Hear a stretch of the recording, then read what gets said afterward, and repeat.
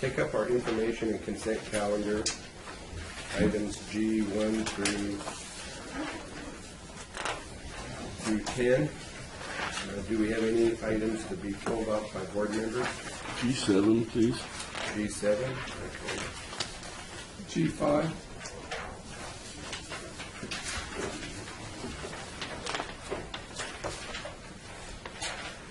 Okay.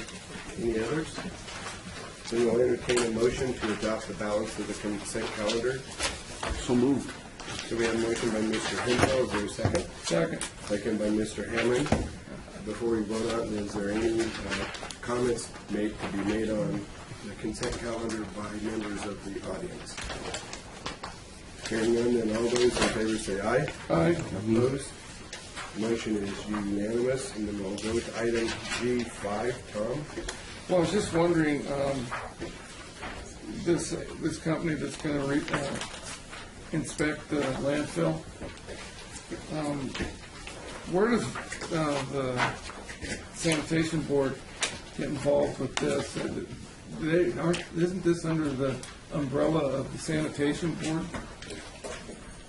I'm not sure what. So Solid waste board. So the solid waste. No, it's not. then essentially, if you had the solid waste authority inspecting themselves, it would have a certain area. Are you I get that. dealing with G5 or G6? G5. Okay, that's the landfill, but G6 is the wastewater. No, I wasn't talking about that. I was talking about the inspector that we're going to hire, MGGB. Okay. And that's properly a function of the environmental health officer. Oh, okay. Yes. Okay. Yeah. Statutorily designated, I believe. Yes. I was just wondering what our board involvement was with this. Zero? Just to improve the board supervisor is responsible for approving the contract so we can move forward. As a function of the purchasing policy. Okay. Our job is more administrative, making sure that they get the job done. Right. We just hadn't heard anything about this, so that was kind of more of my question No, than anything. that's why you have the opportunity to ask the question, so good for you. Any other questions or comment on item G5? I got a question that's kind of unrelated to this, but it just it made me think of it. And you probably I know you can't answer this for me right now, but maybe you can come back. With the landfills and the dump sites, even the transfer stations, et cetera, the State Water Resource Control Board, you have to do this, they come in and they charge you a fee for the water discharge. Yes. Is it possible you can come with a total county cost of which we have to pay the State Water Resource Control Board for these water inspections? I don't know. Find out. So you want to know all the costs that we're paying in the county for the water Resource Control Board for their Associated with landfills or transfer station activities, yes, ma'am. specific to those. All right. I think we're all going to be very surprised. I think everybody's going to be very surprised.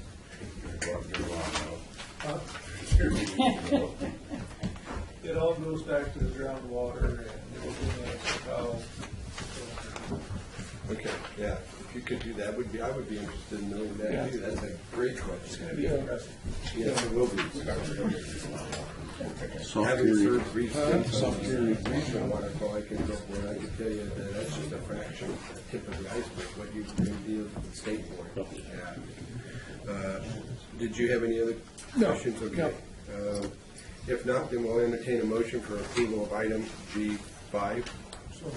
You have a motion by Mr. Albaugh, second by Mr. Pyle. Any further discussion or comment by the audience, by the board? Hearing none, then all those in favor say aye. Aye. Opposed, the motion is unanimous. Thank you. Okay, moving on to item G7. Mr. Pinto? What's going to be our alternative? Well, so, Larry's here.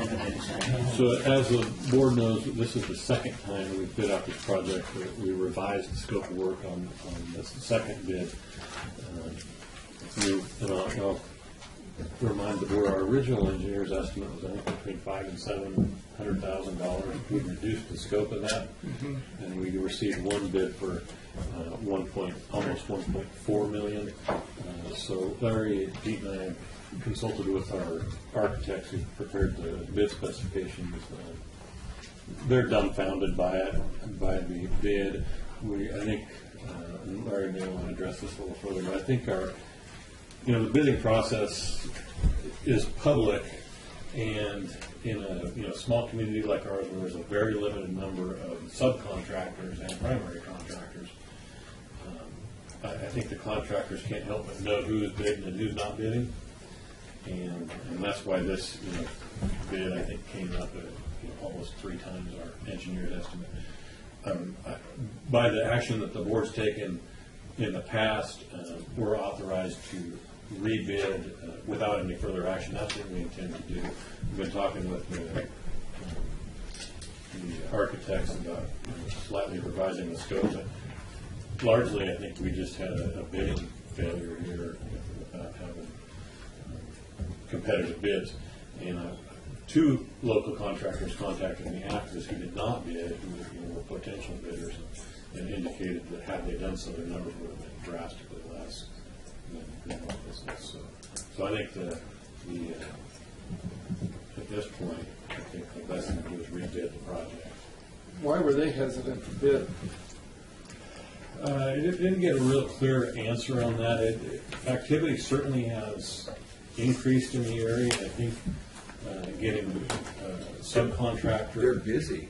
Yeah, subcontractor bids may be a little bit of an issue. What I found was really fascinating when I was looking at this was on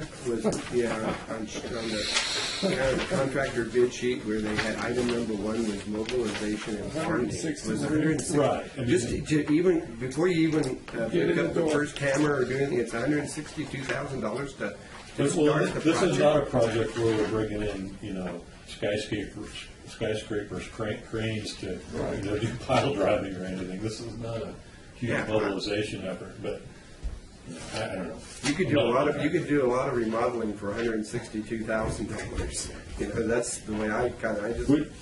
We did evaluate very limited the ability to maybe negotiate with the one bidder, but the numbers are so far out of whack. We just didn't feel that it was beneficial.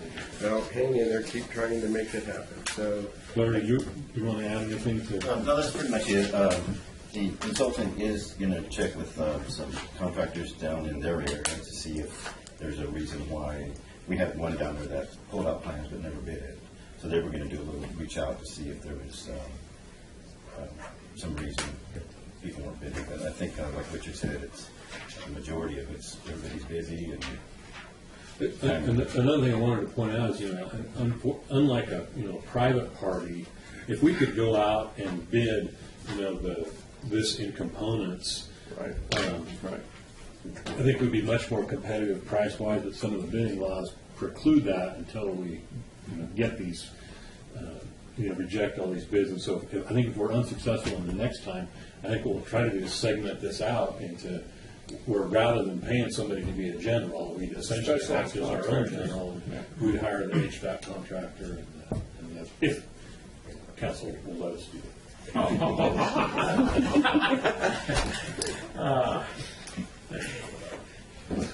Then you better be nice. no, that's our line. Yeah. To you. Okay.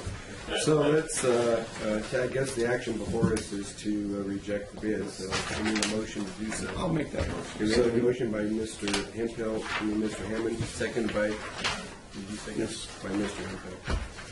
That voice came in just as I was starting to speak, so. Anyway, do we have any further comment or questions? Seeing or hearing none, then all those in favor say aye. Aye. Opposed, motion is unanimous. Hear voices in your head now? Huh? You're hearing voices in your head now? Voices, yeah, you're a voice in my head now. Crazy. It's called the cloud. It's called the cloud, yeah, Bob's cloud. Don't rock the Cut that started going. Okay, so we'll take up item H1. Excuse myself. Okay. Actually, you know, it's 10:25, or close to it. Let's take our 10:25 break. Do that. Good timing, Mr. Enwell.